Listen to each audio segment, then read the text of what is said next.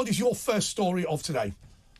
My first story, Andre and Ash, is the same old story about the government, and particularly Rishi crowing about how well they're doing. They've actually managed to put one volunteer on a plane to Rwanda. That's the voluntary side. That's not the actual program. He agreed to do it for $3,000, didn't he? Yeah. $3,000 and room and board for 5 years. Gets you a long way, Rwanda, $3,000. It sure does. And 5 years free room and board. Not bad. I've been deluged with posts on X, formerly Twitter, and elsewhere about the fact that, where can Britons apply for this? We all want to go. Well, Roger, let me ask you this, because there's been a huge amount of institutional support for uncontrolled immigration. We've seen the border service escort people to wherever they want. We've seen the lifeboats assisting people. We've seen the Royal Navy. Now we've seen the government of the Irish Republic complaining, and the latest is civil servants. What does this say about our democracy, that nobody votes for uncontrolled immigration, and yet these institutions are so able to deliver it against our will? Well, I mean, what does it say about our government that they come out and announce to us success? The law passed last week.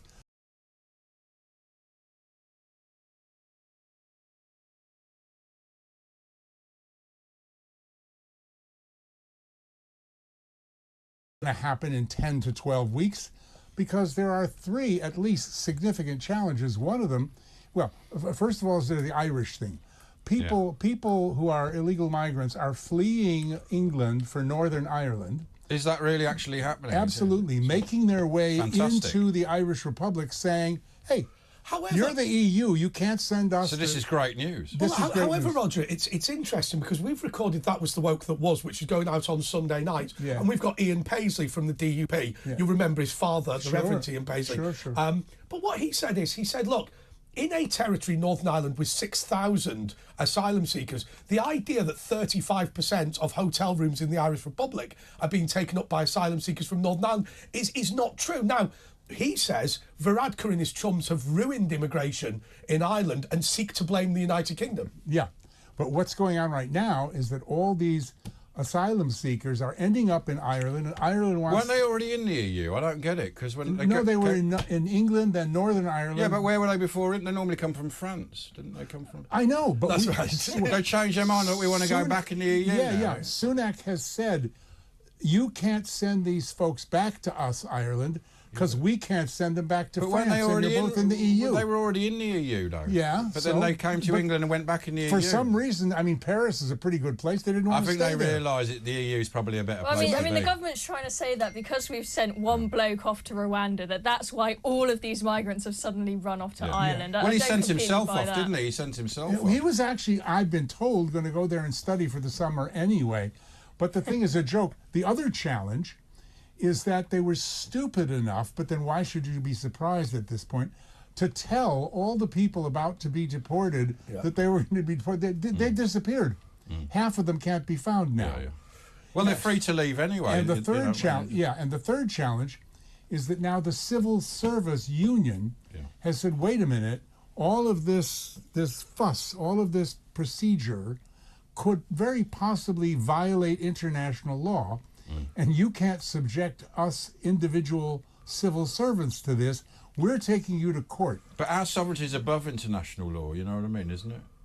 We change our law. It's not a question of our sovereignty. It's well, our law trumps the It's you, Ash Gould, working in the civil service, being prosecuted criminally, individually, for breaking the law. And so you're not going to do it, that's all. But Roger, international law was invented about 1965 at the Inns of Court, right? Let's be realistic. It's not international law, it's a series of treaty obligations, and treaty obligations can be altered. The problem that we have with these lawyers is this constant belief, made up entirely by themselves, that there is a body of law internationally. There is an international parliament called the UN. There is an international criminal court which has genuine jurisdiction over everyone. It's just made up. But it's not true. As a lawyer, it's completely undemocratic. As a lawyer and former international adjunct law professor myself, I am going to get you to come and give that lecture at a law school because I think that's brilliant. However, as a civil servant personally threatened with a suit, even from something as unsubstantiated as that may be, you ain't going to sign the papers, mate. But they're just using that as an excuse to put their own opinions in the. Well, I mean, these civil servants definitely don't have the guts to risk legal issues, given that they haven't got the guts to come into the office 2 days a week. They're striking against coming in 2 days a Why week. can't we fire them, Roger? They haven't got...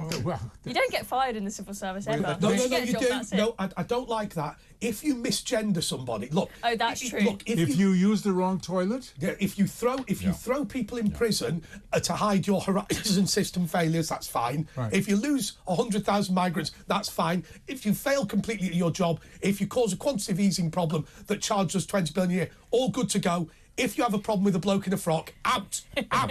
So Absolutely all true. of this spin means that, again, it's a statement by Rishi, two statements. Hey, I put a bloke on a plane. Well, sorry, wrong kind of bloke, you know. And two, this is all going to happen in 10 weeks.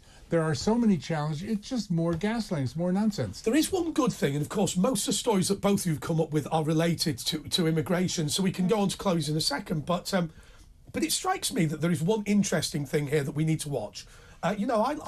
I'm a dual citizen, British and Irish, and I, used to think of the Irish Republic as our cousins and friends. I think during the Brexit negotiation, it became clear that they will use their position to benefit themselves financially and attack us at any opportunity. I think that is the tone, and I think it was brilliant. And there's nothing I like about Rishi Sunak, apart from the fact that he kept refusing to refer to the Irish Republic. He said, we will deal with the EU. We've been told to deal with the EU as a whole. The EU have said that there will be no treaty about returning migrants. There will be no treaty about returning migrants. Done and dusted. And I think it's about time we put the squeeze on the Irish Republic. And the reason is because as long as we have a country in the British Isles that benefits from being part of the UK without being part of the UK, that is a danger to this country, because Scotland continually looks at the Republic of Ireland and says, well, look at the deal they've got. Yeah. We could get one exactly the same.